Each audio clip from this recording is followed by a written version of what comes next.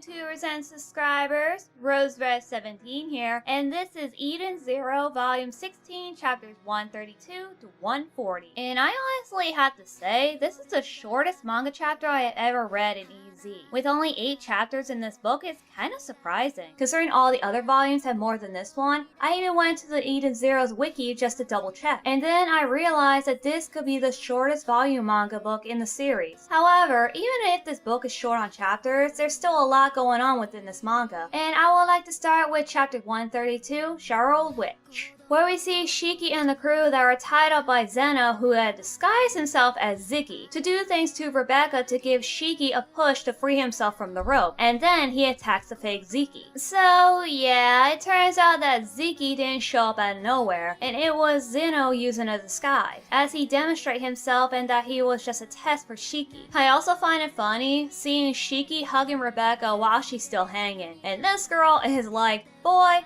get the off me. Not to mention, it was confirmed at this point about the Shikra shipping. Seeing Rebecca being crushed in front of Shiki and showing how much he cares for her is the result of the shipping. But it's still not enough for me to make it official. Cause remember, Rebecca was the first human friend that Shiki has ever made and has brought him into the outer cosmos. But I know there's gonna be more Shikra moments that are more warm-hearted, and I'm okay with that. But back to the chapter. The crew transfer out of the training ground and back to reality as they are exhausted. But then Zeno revealed the relic to the crew after Sister mentioned it, and it turned out to be a bottle cap, which is both weird and interesting at the time, because you think of relics, you think of old ancient artifacts like carving stones or treasure chests. But seeing the relic that leads to the most powerful being in the universe is something simple like a bottle cap is, what's the word I'm looking for? Intriguing. Considering the last 2 relics they found on the Red Cave were a small little ball that Shiki wears around his neck and the candelita inside the ship of a deceased man. But this random bottle cap was touched by Mother herself, therefore it makes it a relic, which gives Shiki the clue that they were getting closer to Mother. But in the meantime, while moving over to Rebecca, ready to take a shower, Zeno calls out to her as the girl who captured the gravity. Rebecca took this as a different meaning than what Zeno suggested, and starts to fluster, yelling at him saying that she's not into Shiki like that. But Zeno also suggested that Rebecca should require more training since her powers are weaker than the others, which is understandable since the others had their ether gears for a long time while she just recently got hers, as Rebecca pointed that out. What draws me in from this little conversation is that Zeno noticed that her power is special. Next shows Rebecca seemingly upset about how weak she feels, but she wasn't going to let that get her down. She's punching and kicking the air around her until Witch showed up and offered to train her in the bathhouse since the water helps increase the ether gear.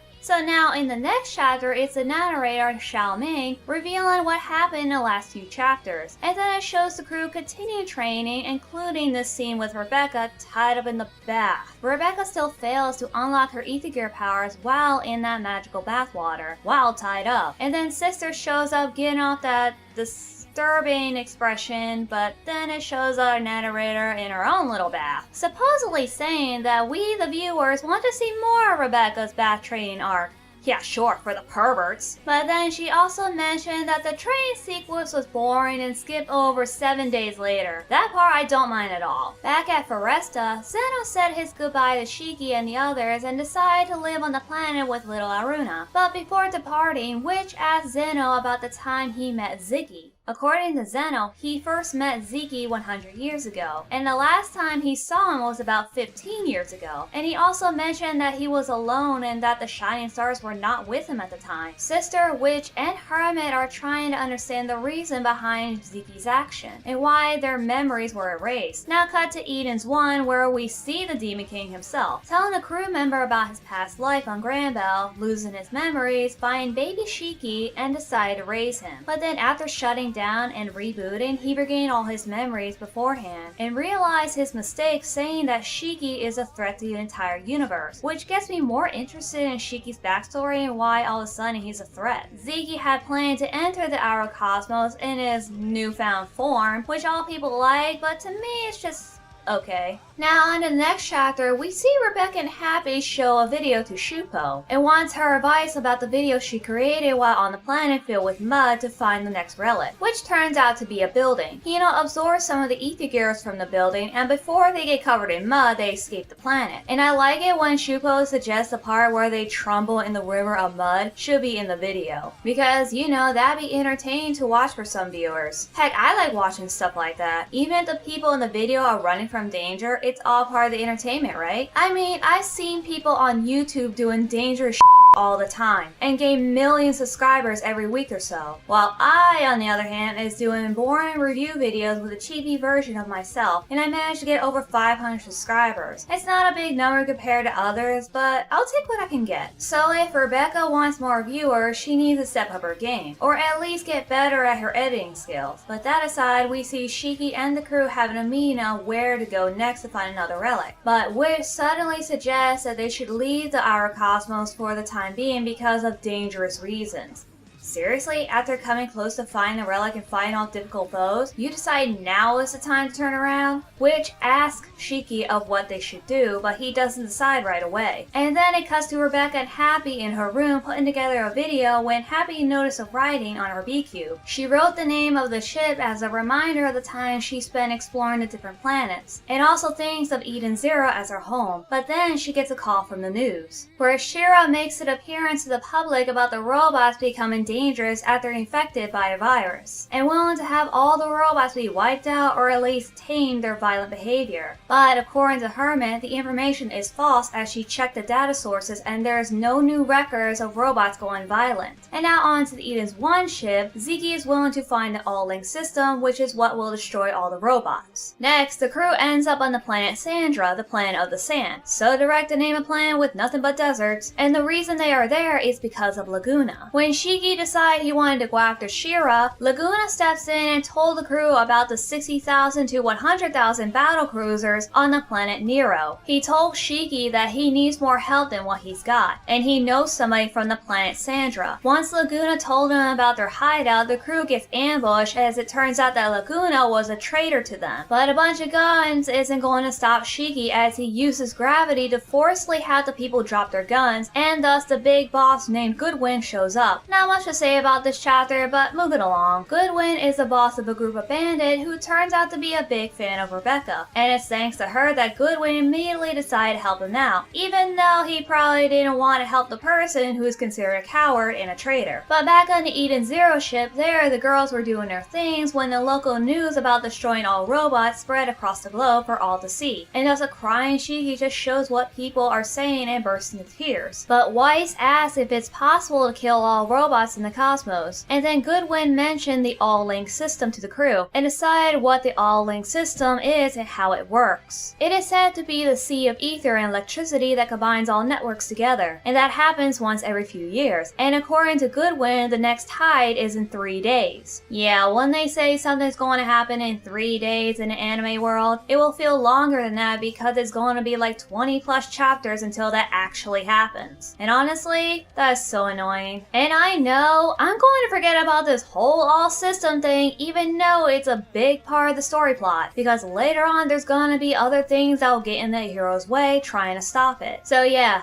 3 days, my ass. There's gonna be a lot of shit going down in less than a day. For example, after Goodwin refused to help the outsiders even though he already agreed to help out earlier because of Rebecca, one of the men ran inside the building and right behind them were a swarm of men. And before Goodwin's crew had a chance to fight them off, Shiki and the others beat him to it, having Goodwin changing his mind of Shiki and his crew. Now in the next chapter, we get to see Xiao Mei again, as she talks about the current events happening and also mentions the 2 chapters in the week. Oh yeah, I forgot about that. This must have been during the time when Hiro Mashima published 2 chapters from Eden Zero, the Crossover Heroes, and even Fairy Tail 100 Quest, which is the series that had the bi-weekly release. I know Mashima was a drawing, writing human machine, but he seemed to be fired up that week, and I have to say he is very impressive. But enough about him, let's get back to this chapter. In the planet Sandra, the robots and humans started to have an argument, as the humans decided to dispose the robots until Goodwin and his crews arrived tribe, including the crew of Eden Zero, to take out the soldiers who were threatening the citizens. Rebecca and Weiss notice a child inside the truck, who seems to be driving it, as Rebecca used her leaper powers to save him from the blast, and this brat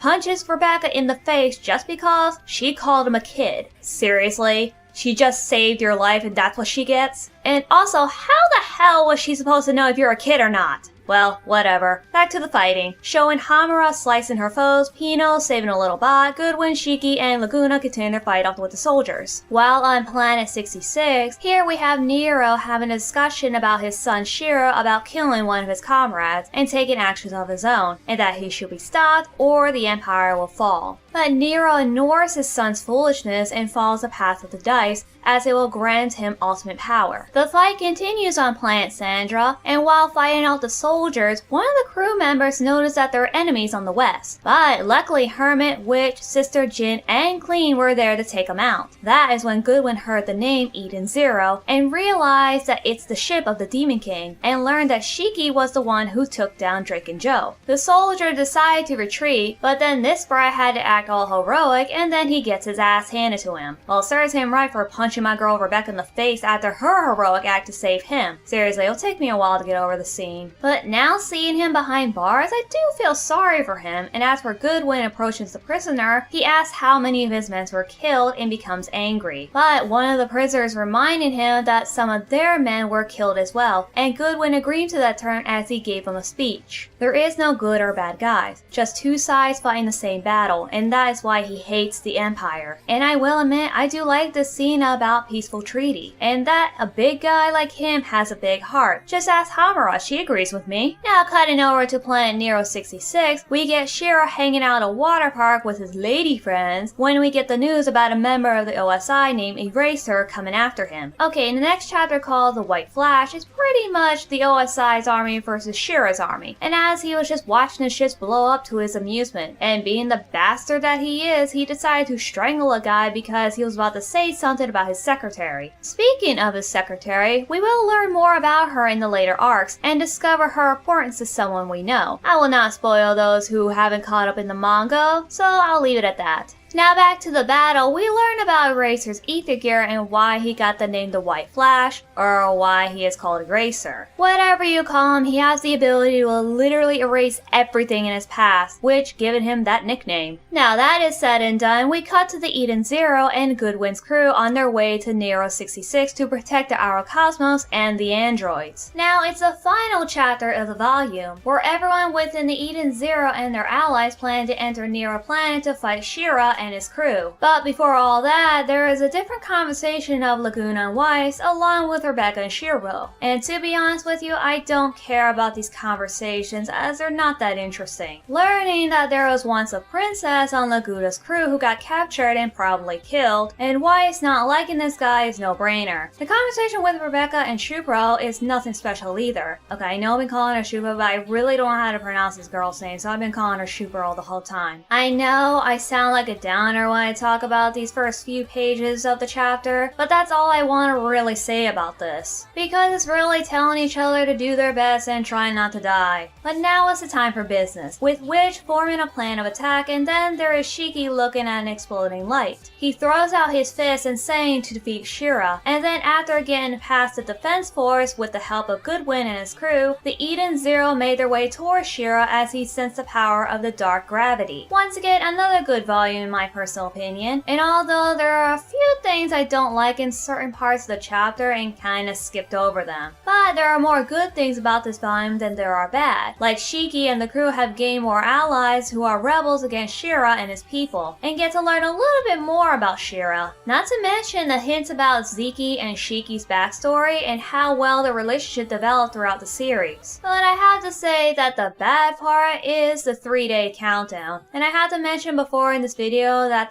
is gonna go down in just one day. The old classic anime countdown cliche. Believe me, I'm going to forget all about the whole length system after 15 to 20 chapters. Oh heck, I just forgot what will happen in 3 days a few seconds ago. Normally, you'll have to pay attention to details like this, and why they are fighting the war in the first place. But we, the viewers, get distracted in what's happening in front of us that it can easily slip our mind. But it doesn't really bother me that much since I get to see something that intrigues me, and I also looking forward to seeing Shira versus Shiki fight. Well, that is all I have to say about this volume. Thank you for watching. Please leave a like and give your comment about this volume. Please subscribe to this channel. And if you want more update, hit that notification button, and you can also find me on Twitter, TikTok, Patreon, and Discord. The link is in the description down below. RoseRed17 out.